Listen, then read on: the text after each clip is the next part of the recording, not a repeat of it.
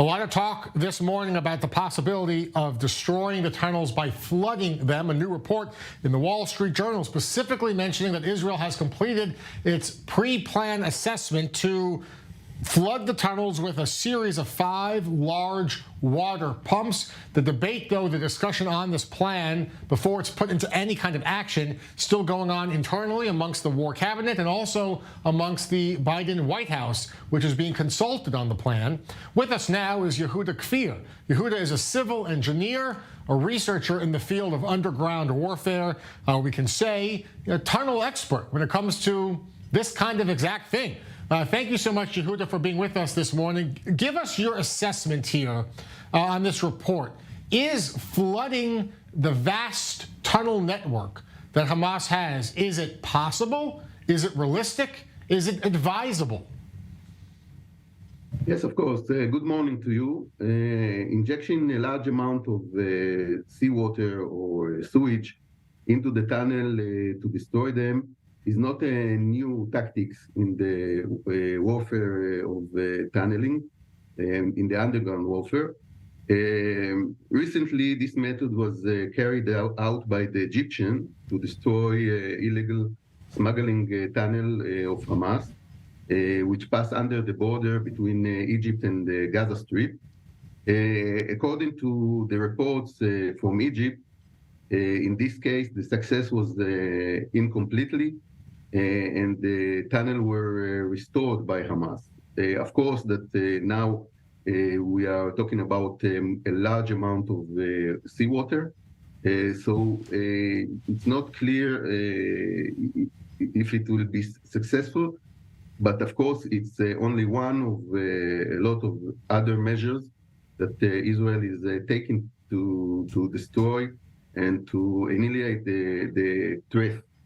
Yehuda, can the tunnels be flooded? I mean, the sediment itself, underground, the sand and the dirt, will it lead to the water being sunk back into the sand? Will the tunnels actually fully flood?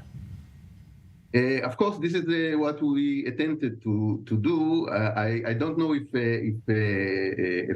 efficiently Israel recognized this method.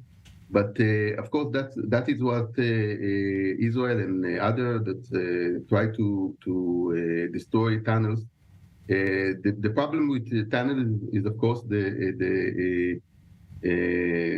all the tunnel itself, the structure of the tunnel.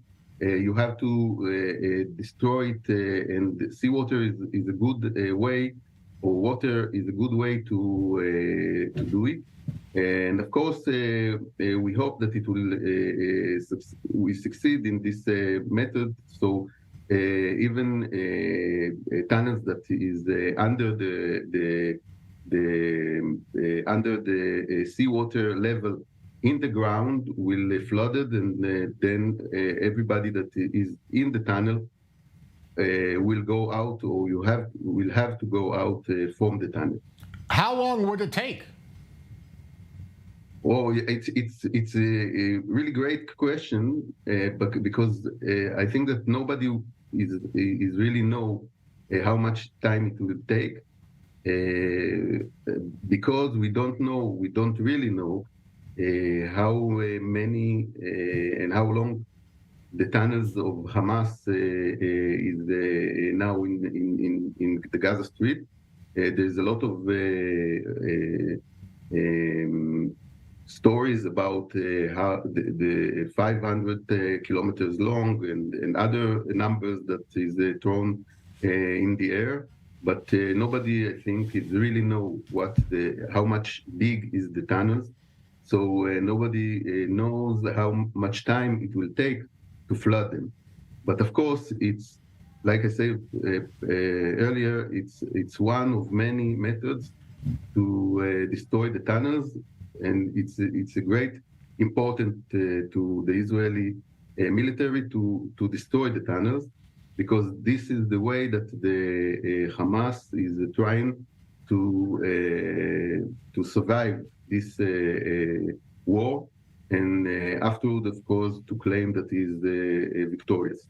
Do you think, Yehuda, there is a lesson, perhaps, from the IDF to learn from the Hamas terror organization about the effectiveness and the importance of tunnels? Should Israel, the military, should there be a greater effort for underground tunnels in Israel? A lesson, perhaps, here. Yes, I think that, and I say it for a long time, that underground warfare, of course, because it's nothing new, and it has been known for thousands of years.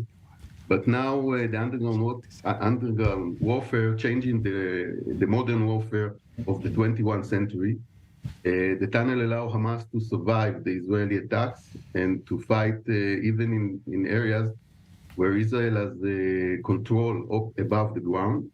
This fighting strategy was adapted by Hamas with Iranian and Hezbollah assistance to exact a heavy blood price from Israel soldier and to cause a humanitarian scorched earth method, and that means to extensive destruction of urban area, which will lead to international pressure to stop Israel, and in the end to a recovery of Hamas while allow it to fight another round. Have you been able to present this idea to Israeli leadership, to the IDF? I mean, obviously, it's I'd imagine, extremely expensive, and there would be a use of military funds to build tunnels. Is the Israeli military open to the idea, do you think, of building tunnels in Israel? I think that it's a process. I think that Israeli now understand, Israeli officials and army understand now, and of course, after Tzuk Eitan, that there is great importance to look for solutions, how to fight this strategy of Hamas, and I think also the strategy of Hezbollah. It's a great challenge, especially a technical challenge.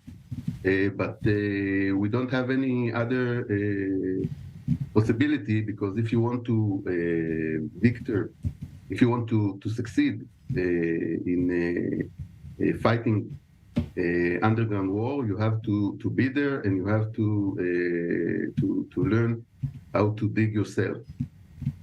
Okay, Yehuda, thank you so much for being with us. Great to have you on i24 News.